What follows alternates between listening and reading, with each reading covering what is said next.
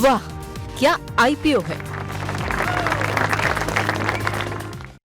तो वहाँ के आईपीओ में हम बातचीत करेंगे। हमारे साथ शौर्य तो मौजूद है जिनसे हम चर्चा करने वाले हैं आईपीओ को लेकर, लेकिन आज हमारे साथ एक मैनेजमेंट भी मौजूद रहेगी जो आईपीओ आज से खुल रहा है उसके ऊपर भी। लेकिन पहले शौर्य, आप जो आज लिस्टिंग हुई उसका जिक्र करिए जरा।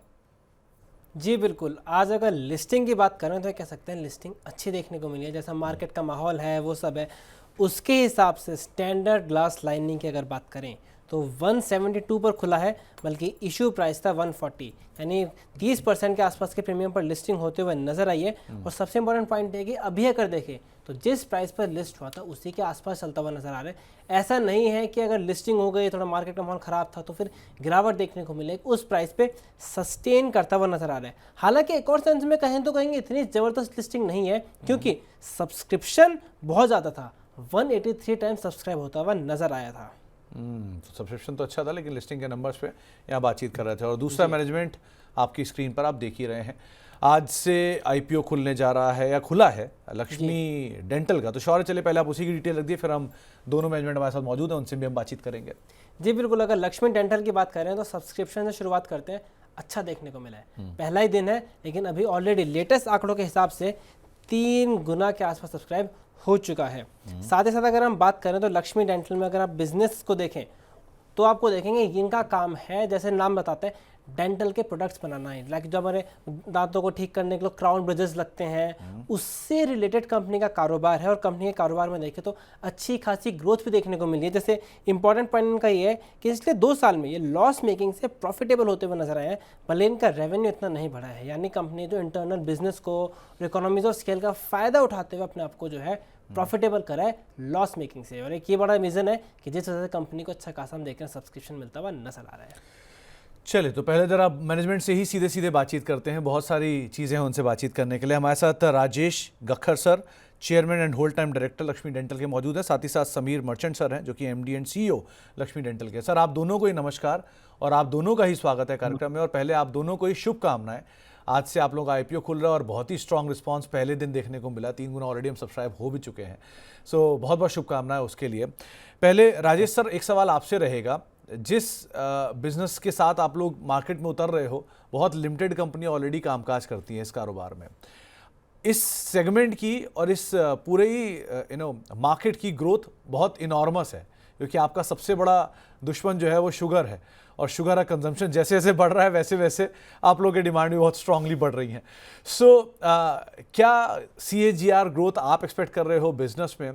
क्या सिचुएशन है अभी, क्योंकि ये पूरे आईपीओ के अंदर कुछ हिस्सा OFS भी है और मेजर हिस्सा जो है वो फ्रेश इशू का भी है। सो कैसे एक्सपेंशन होने वाला है, क्या नंबर्स हम एक्सपेक्ट करके चलें? हाँ सी, एक्सपेंशन की जो बात है, I think mister merchant is the better person expansion के बारे में बात करने के लिए। और जो आपने शुगर की बातें कही, यस, वो एक्चुअली सच्चाई है कि मार्केट में बच्चों से लेके बड़ों तक सब लोग काफ़ी शुगर कंज्यूम करते हैं, स्वीट्स में या एडिटेटेड ड्रिंक्स में, वो सब चीज़ों को देख के। पर एक एडवाइस ये रहेगी कि रेगुलर चेकअप भी आप लोगों को ये सब चीज़ों से दूर रख सकते हैं। और नंबर्स की और ग्रोथ की बातें हैं वो समीर जी आपको बता सकते हैं।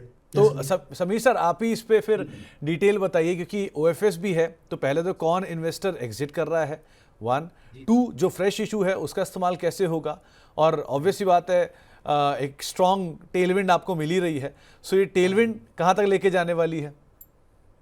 सर, फर्स्ट जो OFS का है, तो OFS में हमारे में 10 साल पहले इन्वेस्टमेंट आया था। ऑर्बिमेड प्राइवेट इक्विटी जो है, जो हेल्थ केयर फोकस फंड है, उन्होंने 2015 में इन्वेस्ट किया था। तो वो हाफ एग्जिट कर रहे हैं, हाफ अभी भी वो रहेंगे कंपनी में। और as promoters we are selling less than 3%। दूसरा जो मैं प्राइमरी का कहूँ तो जो 138 करोड़ का प्राइमरी है, उसमें ऑलमोस्ट हाफ 68 करोड़ जितना हम केपेक्स कर रहे हैं, ऑटोमेशन डाल रहे हैं, डिजिटाइजेशन कर रहे हैं to build our plant capacity so that हम ग्रोथ की तरफ जा सके। एंड थर्ड जो आप पूछ रहे हो सर, इंडस्ट्री इतना स्ट्रांग, जैसे आपने कहा टेलविंड है। In fact we say that India as compared to global is growing faster. तो हम एक्चुअली 3 कैटेगरी ऑफ प्रोडक्ट्स में है, जिससे हम डिफाइन करते हैं कि हम we are in the business of teeth. तो आज बच्चे के दांत हो तो उसके लिए हमारे पास पीडियाट्रिक प्रोडक्ट्स है। अगर वो टीनेजर से अप टू 30 हो तो उसके जो टीथ स्ट्रेटनिंग जो पहले ब्रेसिस से होते थे जो बच्चों के, आज टीथ स्ट्रेटनिंग कोई भी कर सकता है। तो हमारे पास अलाइनर का टीथ स्ट्रेटनिंग प्रोडक्ट है। थर्ड, हमारे पास कैप्स एंड क्राउन्स लगाते हैं, जो डॉक्टर आपको आर्टिफिशियल कैप लगाते हैं वो हम बनाते हैं। फोर्थ, सीनियर सिटीजन के लिए अगर डेंचर है तो वो भी हम बनाते हैं। तो हमारा कहना है कि अगर जब तक दुनिया में दांत है तब तक बिजनेस का पोटेंशियल है। नहीं तो राजेश सर, पहले डेंटल सर्जरीज या डेंटल अलाइनमेंट एक ज़रूरत होता था, धीरे धीरे अब ये फैशन स्टेटमेंट भी बन चुका है और बहुत हद तक अलाइनमेंट पहले से ही अब इसके लिए उतना कंसर्न नहीं है, मतलब ये अब लाइफस्टाइल का हिस्सा बन चुका है। दूसरा, क्योंकि आप डोमेस्टिक फ्रंट पर भी हो और एक्सपोर्ट फ्रंट पर भी हो, सो ये आपके लिए कितनी बड़ी पॉसिबिलिटीज या मार्केट्स खोल के देता है घरेलू बाजार में और ओवरसीज मार्केट्स में?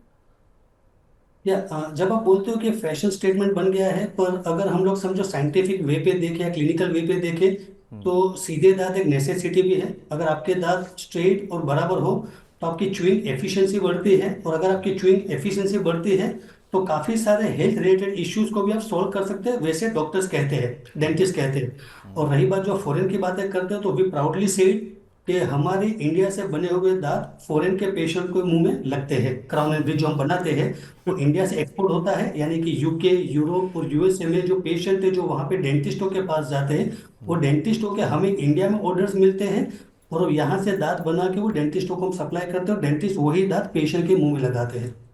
तो और समीर हमारा सर, और जी जी। एग्जांपल 35% सर एक्सपोर्ट है, 65% इंडिया है, और उसमें वो 35% में यूएस, यूके जैसी, यूरोप जैसी टॉप कंट्रीज है जहां हम एक्सपोर्ट करते हैं। तो समीर सर, एक अपनी अंडरस्टैंडिंग के लिए पूछना चाहूँगा, आप लोग इंडस्ट्री वेटरन हो, इतने समय से काम कर रहे हो, जो डेंटल प्रोडक्ट्स हैं इनके मार्जिन किस तरह के रहते हैं, पहला। दूसरा, जो क्योंकि आप डोमेस्टिक और इंटरनेशनल दोनों मार्केट्स को केटर करते हो, सो जो डोमेस्टिक मार्जिन है और इंटरनेशनल मार्जिन है उनमें कितना डिफरेंस रहता है, कैटर किस साइड से बेटर रियलाइजेशन आप लोगों को मिलता है? सर रियलाइजेशन दोनों तरफ में बहुत ही कम डिफरेंस हमने रखा है, बिकॉज वी बिलीव जब हम प्रोडक्ट बनाते हैं तो वो वर्ल्ड क्लास ही बनाते हैं। हमारी सोच ही ऐसी है कि अगर बनाया है तो वो इंडिया के लिए, यूएस के लिए, यूरोप के लिए वो सेम हमारा प्रोडक्ट है, वो सबके लिए क्वालिटी होना चाहिए। That is how we think. जी समीर सर, आप प्रोडक्ट की बात कर रहे हैं, अभी आपने पहले कहा था जो पैसा रेस कर रहे हैं उससे ऑटोमेशन भी करेंगे, तो वो हाँ जी। ऑटोमेशन आपका फोकस कहाँ रहेगा? मतलब क्या प्रोडक्ट को इनोवेट करने में रहेगा, या फिर आप उससे जिससे प्रॉफिट में फायदा मिल सकता है रेवेन्यू के थ्रू, या फिर आप उसे प्रोडक्ट प्रोसेस में लगाएंगे ताकि आपको कॉस्ट मिले? तो आपको जो पैसा है इनोवेशन में वो किस तरफ आप ज़्यादा देख रहे हैं, प्रोडक्ट की तरफ या प्रोसेस की तरफ?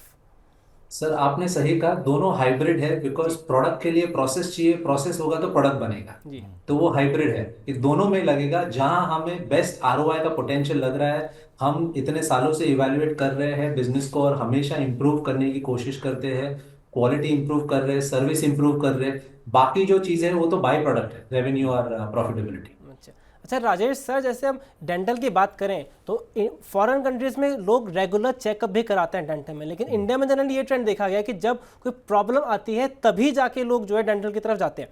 तो आपको क्या लग रहा है कि इंडिया में ट्रेंड चेंज हो रहा है? क्योंकि अगर इंडिया में रेगुलर चेकअप होने लगा तो आपके लिए काफ़ी ज़्यादा एक बिजनेस अपॉर्चुनिटी बन के आ सकती है। और करेक्ट, अगर आप सिंपल सी चीजें भी देखोगे ना, तो पहले एक टाइम आता था कि जब बच्चे के मुंह में ब्रेसेस होते थे तो शायद वो ज्यादा नहीं उतने होते थे। और आज के दिनों में आप देखोगे तो काफी सारे ऐसे टीनेजर्स होते हैं जिनके मुंह में ब्रेसेस होते हैं। वो रेगुलर चेकअप से सी हमारे बिजनेस को फायदा हो क्या ना हो वो अलग बात है, पर एक है कि पेशेंट का काफी भला होता है रेगुलर चेकअप से, क्योंकि जब आप रेगुलर चेकअप के लिए जाते हो तो छोटे से प्रॉब्लम में ही आपका सोल्यूशन आ जाता है डेंटिस्ट के पास। और जो हिसाब से हमारे डेंटिस्ट इंडिया के, they are too good in diagnosis the problem, छोटे मोटे प्रॉब्लम सॉल्व करने के लिए उनको काफी अच्छे हाथ है उनके।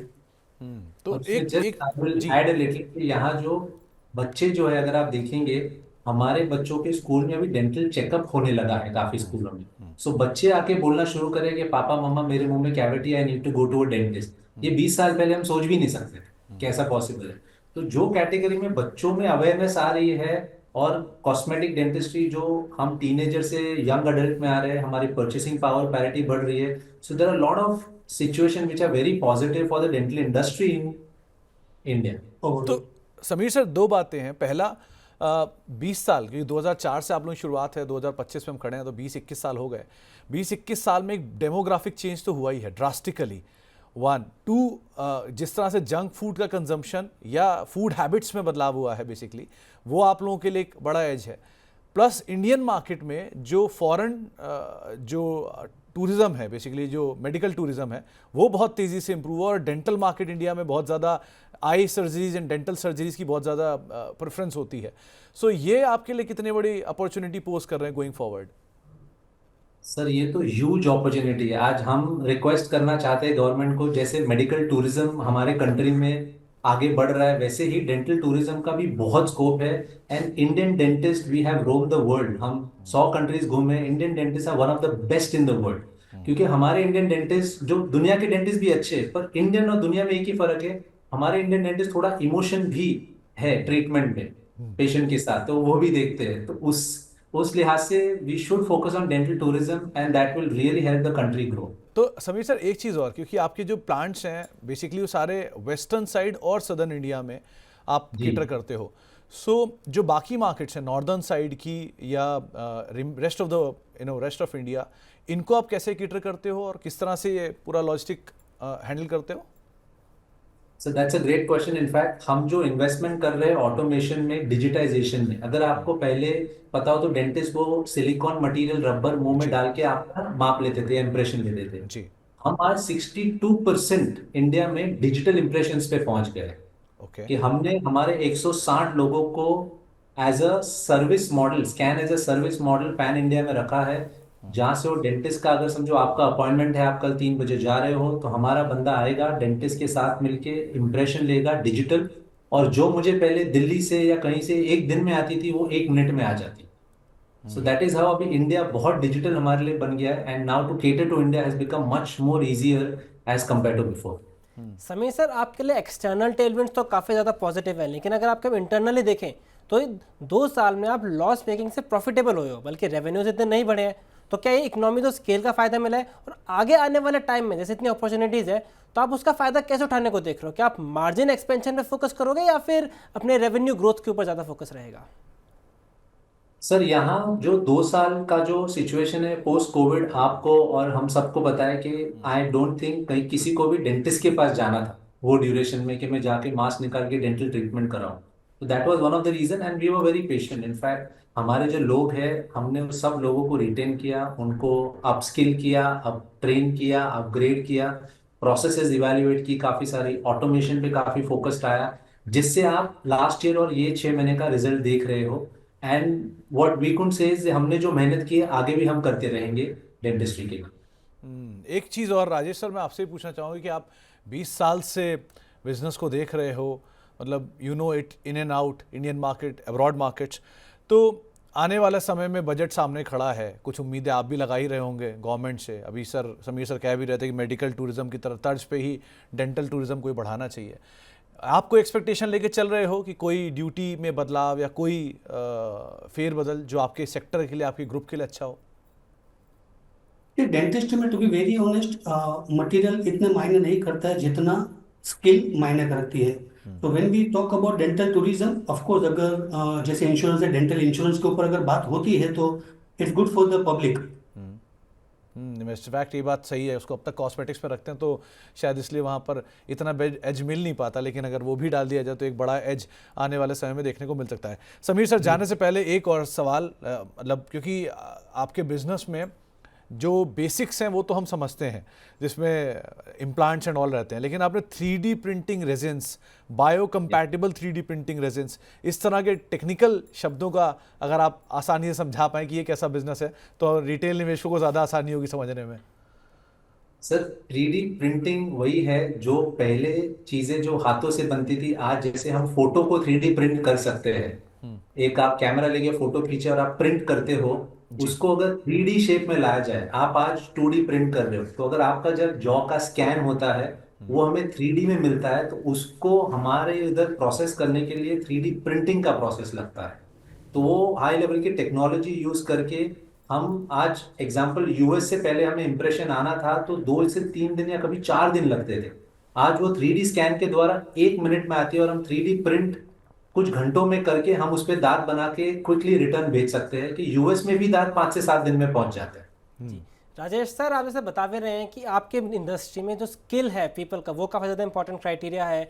आपने कोविड के टाइम पे उन्हें अपस्किल भी करा, लेकिन हम उन्हें रिटेन करने का कैसे इंश्योर करते हो? अगर हम उन पर इतना खर्चा कर रहे हो और एट्रिशन रेट ज़्यादा रहा, फिर तो आपके लिए प्रॉब्लम बन सकता है। तो आप ये इंश्योर कैसे करते हो कि वो आपके साथ ही जो स्किल्ड एम्प्लॉयज़ है वो बने रहे हैं? इतने सालों से तो एम्प्लॉय बने रहे हैं, आगे भी बने रहेंगे, ये एक्सपेक्टेशन है। और जैसे समीर ने कहा कि हम ऑटोमेशन पे ना डिजिटाइजेशन के ऊपर जा रहे हैं, तो ऑटोमेशन के कारण काफी सारे ऐसे प्रोसेस है जो ऑटोमेशन से ही हो जाएंगे। एंड जो रिटेंशन की बातें कही आपने, जस्ट एक छोटा सा एग्जांपल देता हूँ कि हमारी जो एक फैक्ट्री है जो बोईसर में, मुंबई मुंबई से थोड़े आउटस्कर्ट में, जहाँ पे 600 ट्राइबल लड़कियां, जिनको हम लोगों ने ट्रेन किया है और ट्रेन करके वो आज जो दांत बना रहे हैं, वो दांत आज फॉरेन की मार्केट में जाता है। और हम उसे कभी एकदम लाइटर नोट पे कहते हैं कि बोईसर टू बॉस्टन का सफर हो रहा है दांतों का। हाँ, इनफैक्ट बढ़िया रिएक्शन भी इसीलिए स्ट्रांगली आईपीओ को आता हुआ दिखाई पड़ रहा है। करीब करीब 2-2.5 गुना के आसपास सब्सक्राइब ऑलरेडी हो चुका है। बहुत बहुत शुक्रिया राजेश सर, आपका भी, समीर सर आपका भी। आपकी मुस्कान ऐसी ही बने रहे और आप भी ऐसी सबकी मुस्कान बढ़ाते रहें, बेहतर करते रहें। बहुत बहुत शुक्रिया सर हमारे साथ मौजूद रहने के Thank you लिए so much. और बातचीत करने के लिए। और एक बार फिर से आपको बहुत बहुत शुभकामनाएं। आपके आईपीओ के लिए स्ट्रॉन्ग रिएक्शन या स्ट्रॉन्ग लिस्टिंग की उम्मीद हम लगाकर आपसे आगे फिर मुलाकात करेंगे। बहुत बहुत शुक्रिया sir. Thank you so much. एक बार डिटेल आपके सामने वापस आईपीओ के आते हुए दिखाई पड़ेंगे, किस तरह के आईपीओ के नंबर्स हैं। करीब करीब 2 गुना के आसपास आईपीओ सब्सक्राइब हो चुका है। आज से आईपीओ खुला है, पहले दिन ही एक स्ट्रॉन्ग रिएक्शन है और करीब करीब 160 रुपये पर शेयर का ग्रे मार्केट प्रीमियम है। 407 से 428 रुपये इसका प्राइस बैंड है। ये सभी के सभी ब्रोकर्स की मेजरली यहाँ पर खरीदारी या सब्सक्रिप्शन की राय आपको दिखाई पड़ रही है। फ्रेश इशू 138 करोड़ रुपए और 698 करोड़ रुपए का पूरा आईपीओ है, 560 करोड़ रुपए के आसपास का। उसमें एक छोटा हिस्सा प्रमोटर की तरफ से भी बेचते हुए दिखाई पड़े हैं। तो ये तमाम डिटेल अभी आप कुछ देर पहले मैनेजमेंट से सुन भी रहे थे। हाँ शौर्य जी, अब बताइए, आज दूसरी लिस्टिंग, एक लिस्टिंग हो गई, एक आईपीओ खुल रहा है, लेकिन कल भी एक आईपीओ खुलने वाला है ना, क्या डिटेल है उसकी? जी बिल्कुल, कल भी एक आईपीओ खुलने वाला है, क्वाड्रेंट फ्यूचर टेक। और उसमें जो है वहाँ भी अच्छा खासा एंटिसिपेशन है कि होते हुए नजर आएगा। क्योंकि देखिए 2 वजह हैं। पहला तो जो सब्सक्रिप्शन हुआ था वो हुआ था 186 टाइम्स का, उसके साथ साथ 290 के प्राइस पे 118 रुपीज़ का यहाँ पे ग्रे मार्केट पे प्रीमियम मिलता हुआ नजर आ रहा है। तो यहाँ भी जो एक अच्छा रिस्पॉन्स, पॉजिटिव रिस्पॉन्स की उम्मीद है। साथ ही साथ आईपीओ का साइज भी छोटा है, 290 करोड़ का आईपीओ का साइज था जो पूरा फ्रेश इशू है। तो इन सब से ऐसा उम्मीद माने जा रही है कि अच्छी खासी रिस्पांस देखने को मिल सकता है। लेकिन जैसे कल अपडेट आएगा बताएंगे। बट हाँ, ऐसे माहौल में क्या ग्रे मार्केट जितना ही अपडेट मिल पाएगा ये कहना थोड़ा मुश्किल होता है, क्योंकि मार्केट का माहौल से थोड़ा सेंटीमेंट डाउन होता हुआ नजर आ जाता है फिर। तो थोड़ा सेंटीमेंट पे इफेक्ट आता है। लेकिन अभी के लिए जो ग्रे मार्केट प्रीमियम 118 रुपये कल खुलने वाला है। तो फ्यूचर टेक के आईपीओ पे हमने आज ही बातचीत भी कर ली है, इस पर हम आगे भी चर्चा करेंगे। लेकिन अभी के लिए 3 आईपीओ, तीनों आईपीओ पे हमने बातचीत करी। आज मैनेजमेंट भी मौजूद थी, उनसे भी चर्चा करी, आगे भी हम बातचीत करते रहेंगे। लेकिन फिलहाल वाह के आईपीओ में इतना ही। वाह क्या आईपीओ है।